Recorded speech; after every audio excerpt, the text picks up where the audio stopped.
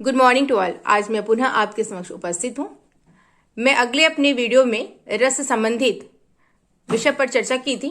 इस बार भी हम लोग रस के अगले भाग पर आए हैं, जिसमें हमने आपको रस की परिभाषा बताई थी, जो पुनः मैं एक बार दोहराती हूँ फिर से। इसकी परिभाषा है कि किसी काव्य को पढ़ने, सुनने, देखने से पाठक, वक्ता या श्रोता के हृदय में जो आनंद की अनुभूति होती है वही रस कहलाता है। संस्कृत आचार्य विश्वनाथ ने भी रस की परिभाषा दी थी कि वाक्यम रसात्मकम काव्यम, रस युक्त वाक्य ही काव्य है। इसी प्रकार से आचार्य भरत मुनि ने भी रस को परिभाषित करते हुए विभाव, अनुभाव, व्यभिचारी संयोगादरस निष्पत्ति ही के माध्यम से यह बताया था कि विभाव, अनुभव और संचारी भाव के योग से ही रस उत्पन्न होता है। मैंने आपको यह भी बताया था कि विभाव, अनुभव और संचारी भाव के साथ साथ स्थायी भाव का होना काफी अनिवार्य है, क्योंकि रस के 4 अंग हैं, जिनमें से पहला स्थायी भाव ही आता है। स्थायी भाव, अनुभव और संचारी भाव, मुख्य रूप से 4 भावों को हम देखेंगे। इसमें स्थायी भाव के विषय में हमने आपको बताया था कि ये विभाव है जो हमारे हृदय में सोए हुए रूप में होते हैं, और यदि रस की सामग्री यहाँ उपस्थित होती है तो स्थायी भाव जागृत हो जाते हैं और इसके बाद व्यक्ति रस का अनुभव करने लगता है। परंतु इस स्थायी भाव को परिपक्व अवस्था में लाने के लिए विभाव, अनुभव और संचारी भावों का होना भी अति आवश्यक है। जिस प्रकार से हम सामान्य दैनिक जीवन में रस का पान करते हैं, यदि भोजन में ही हम देखते हैं तो तीखा, खट्टा, मीठा, नमकीन, इस प्रकार से भाव होते हैं हमारे, और इनको जो है रस के रूप में यानी इनके स्वाद के रूप में हम इसको लेते हैं। इसी प्रकार से यदि हमें रस काव्य में लेना है जो कि आनंद की अनुभूति कराए, तो वह स्थायी भाव के माध्यम से ही यह परिपुष्ट होता है, और इसको अत्यधिक विभाव, अनुभव और संचारी भाव के माध्यम से हम परिपक्व अवस्था में लाएंगे।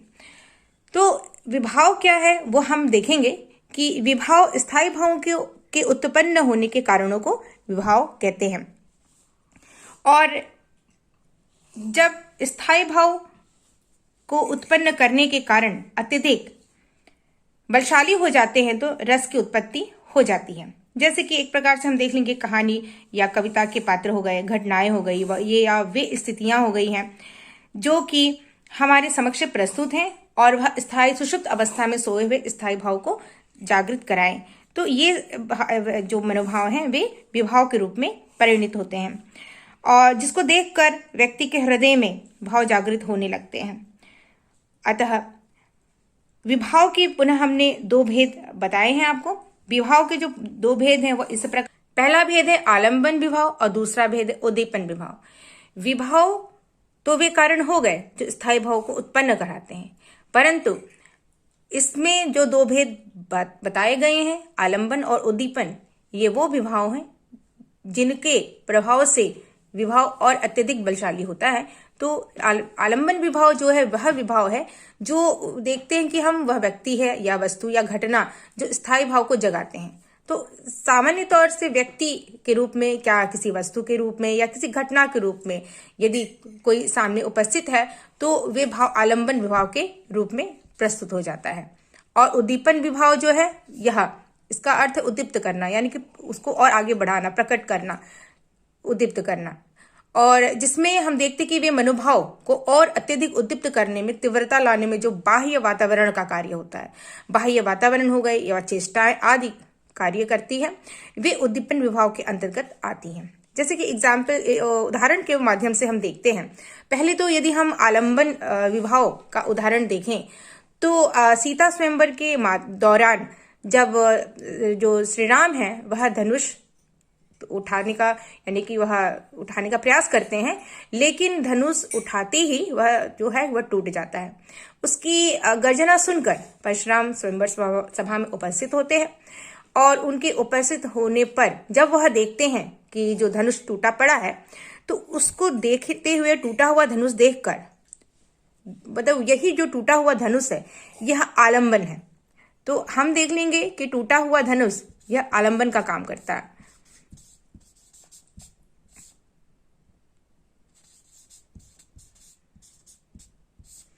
टूटा हुआ धनुष यह आलंबन है।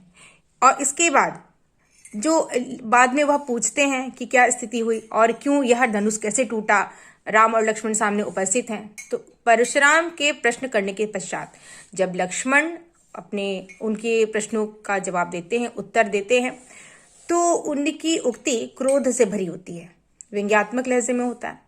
तो यह उनके अंदर की जो क्रोधाग्नि को और अत्यधिक बढ़ा देती है। यह अत्यधिक उद्दीप्त करने का कार्य यहाँ होता है और उद्दीपन विभाव के अंतर्गत लक्ष्मण की ही क्रोध उक्ति हम देख सकते हैं।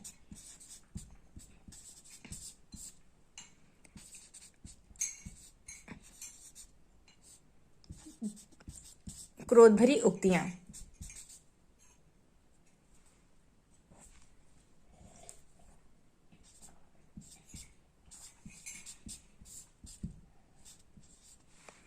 लक्ष्मण की क्रोध भरी उक्तियां ये उद्दीपन का काम है और आलंबन में आपका टूटा हुआ धनुष। इस प्रकार आपने देखा कि यह जो ऐसे विभाव हैं जो कि स्थावर भाव को और अत्यधिक बलशाली और परिपक्व अवस्था में लेकर आने का कार्य करते हैं। इसके बाद हम लोग एक और उदाहरण देखते हैं। सर्वप्रथम हम देख लेंगे आलंबन विभाव में। आलंबन विवाह में देखा जाए तो राधा और कृष्ण के प्रेम को भी हम आलंबन के रूप में देख सकते हैं कि राधा और कृष्ण वहां उपस्थित हैं। ये आलंबन के रूप में हम इसको देखते हैं।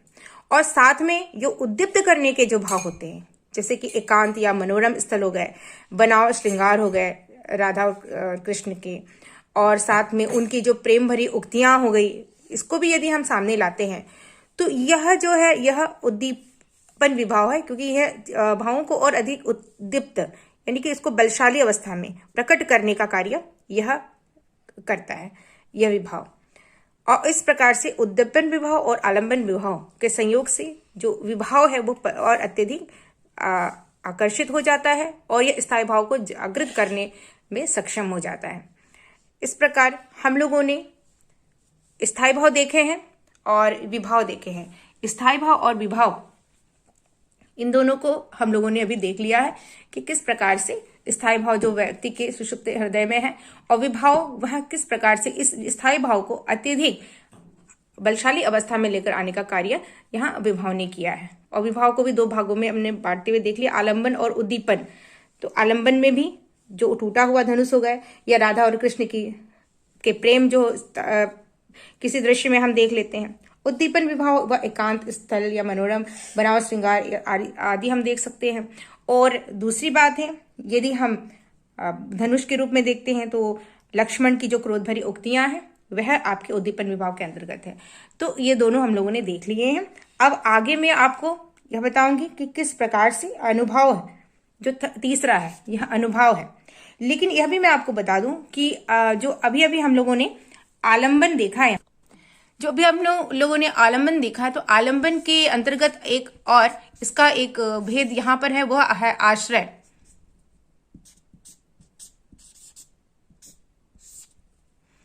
आलंबन का जो है वह एक भेद है, वह आश्रय है। और इसमें यह है कि यदि कृष्ण और राधा सामने हैं उपस्थित, तो राधा को देखकर यदि कृष्ण के हृदय में प्रेम उत्पन्न होता है तो यह आश्रय है। राधा को देखकर यदि कृष्ण के हृदय में प्रेम उत्पन्न होता है तो यह आश्रय है। यदि यानी कि हम देखते हैं कि आश्रय क्या है, यह आलंबन का एक भाग है। और आश्रय क्या है? आश्रय वह है जिसके हृदय में प्रेम या कोई राग, किसी प्रकार का जो रस या स्थायी भाव उसके हृदय में उद्दीप्त होते हैं, वह यहाँ पर आलंबन विभाव के आश्रय के रूप में हम इसको देखते हैं। आगे अब हम देखेंगे अनुभव। आइए अब हम देखते हैं अनुभव। अनुभव को यदि परिभाषित किया जाए तो इस प्रकार है कि आलंबन के फलस्वरूप आश्रय में रस उत्पन्न होने की दशा में जो शारीरिक, मानसिक व वाचिक क्रियाकलापों में परिवर्तन होता है वही अनुभव कहलाता है। यानी कि स्थायी भाव के उद्दीप्त होने के बाद जो भाव पीछे से आते हैं वह अनुभव के रूप में हम उसको देखते हैं। अनु का अर्थ है पीछे से, यानी कि भाव, स्थायी भाव के उद्दीप्त होने के बाद जो भाव हम जिस भाव का अनुभव करते हैं वही अनुभव है। जो फिर मैं आपको पढ़ देती हूँ एक बार फिर से कि आलंबन के फलस्वरूप आश्रय में रस उत्पन्न होने की दशा में जो शारीरिक, मानसिक व वाचिक क्रियाकलापों में परिवर्तन होता है। एक प्रकार से यह आलंबन क्या है? आलंबन आपको वही बताया कि वह व्यक्ति है, वस्तु है या घटना या स्थायी भाव जो भी है। लेकिन आश्रय जो आपको मैं अभी अभी बताई हूं, आश्रय यानी कि राधा और कृष्ण है, तो जो कि राधा को देखकर कृष्ण के हृदय में जो भी भाव उत्पन्न होता है वो आपका आश्रय है। तो आलंबन के फलस्वरूप आश्रय में रस उत्पन्न होने के दशा में जो शारीरिक, मानसिक व वाचिक क्रियाकलापों में परिवर्तन होता है, यानी कि जो कृष्ण के माध्यम से जो शारीरिक परिवर्तन है या मानसिक या वाचिक यानी कि वह जो बोलकर मुंह से, मानसिक हृदय में जो मन में जो बातें आती है हृदय में, शारीरिक यानी कि वह अपने हाथों के द्वारा या अपने क्रियाकलापों के माध्यम से जो प्रतिक्रियाएं जाहिर करते हैं वह आपका वह शारीरिक आपके क्रियाकलाप हो जाते हैं। तो इन प्रकार के 3 प्रकार के क्रियाकलापों के माध्यम से यहाँ अनुभव को हम दिखा सकते हैं। जैसे कि एग्जाम्पल के रूप में या उदाहरण के रूप में हम देख सकते हैं कि भय के कारण रोंगटे खड़े होना। उदाहरण अगर हम देखते हैं तो भय के कारण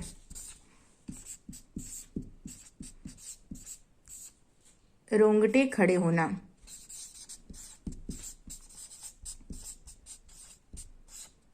भय के कारण रोंगटे खड़े होना, यह एक प्रकार से।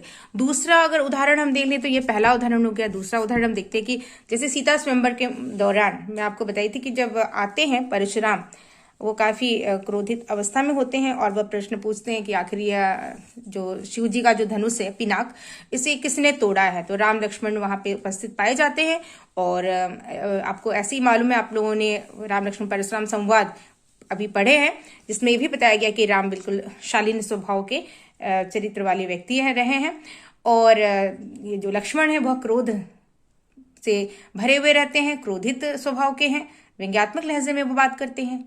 तो वह जिस प्रकार से अपनी बातें उनके सामने रखते हैं, उसको देखकर, उसको सुनकर और एक तो टूटा हुआ धनुष देखकर उनके हृदय में, परशुराम के हृदय में बात आती है और क्रोध की उपस्थिति हो जाती है।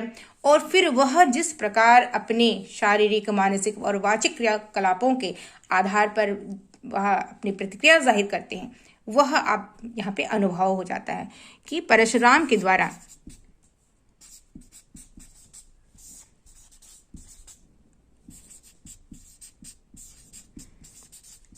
क्रोधित अवस्था में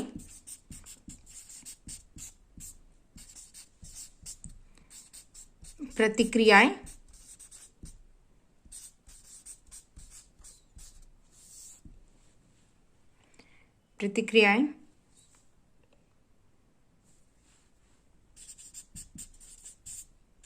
जाहिर या प्रकट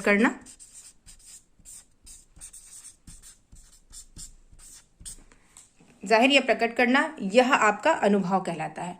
तो इस प्रकार से अभी हमने आपको स्थायी भाव, विभाव और अनुभव के बारे में बताया है। अतः फिर से एक बार हम देख लेते हैं कि स्थायी भाव क्या है। स्थायी भाव 9 प्रकार के, आपको हमने बताया कि स्थायी भाव 9 प्रकार के होते हैं, जो कि इसमें रस भी होता है। स्थायी भाव और रस दोनों का आपस में संयोग होता है।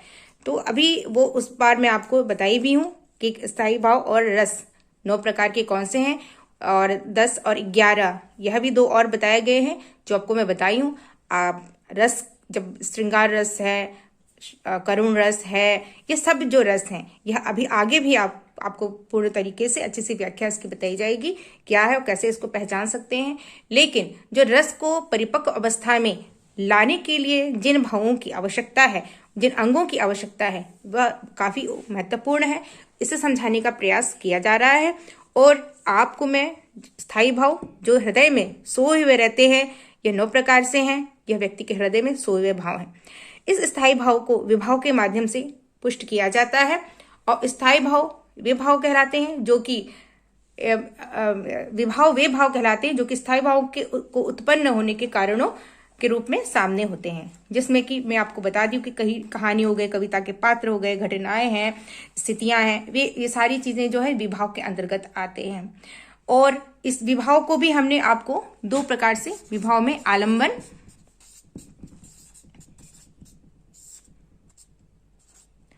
और उद्दीपन, आलंबन और उद्दीपन दो इसके भाग हमने बता दिए हैं। आलंबन के अंतर्गत हमने आपको आश्रय बताया था, आश्रय के बारे में।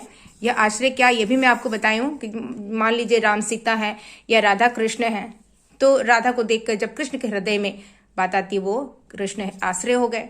राम और सीता है या सीता को देखकर राम के हृदय में जो बात आती है वह आश्रय के रूप में है।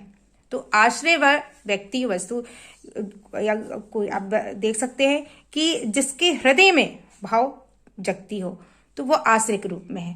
क्योंकि जब आश्रय क्या है, अनुभाव क्या है, विभाव क्या है, आपको पंक्तियों से छाटने होंगे, तो यहाँ आश्रय भी उसमें पूछा जाता है और यह आलंबन के अंतर्गत है।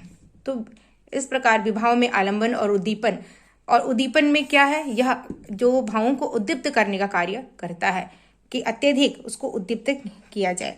कि जैसे कि आपको मैं बता दी हूँ कि आलंबन के अंतर्गत टूटा हुआ धनुष ले लेते हैं, उद्दीपन के अंतर्गत लक्ष्मण की उक्ति हो जाती है जो परिश्रम और अत्यधिक क्रोधित हो जाते हैं। तो ये दोनों भाव आप उसको देख सकते हैं। और साथ में यहाँ अनुभाव जो है, अनुभाव हमने ये भी बताया कि स्थायी भाव के जागृत होने के बाद जो भाव पीछे पीछे आते हैं वो अनुभाव के रूप में होता है। तो आलंबन के फलस्वरूप आश्रय में रस उत्पन्न होने की दशा में जो शारीरिक, मानसिक व वाचिक क्रियाकलापों में परिवर्तन आप देख सकते हैं वह आपका अनुभाव कहलाता है।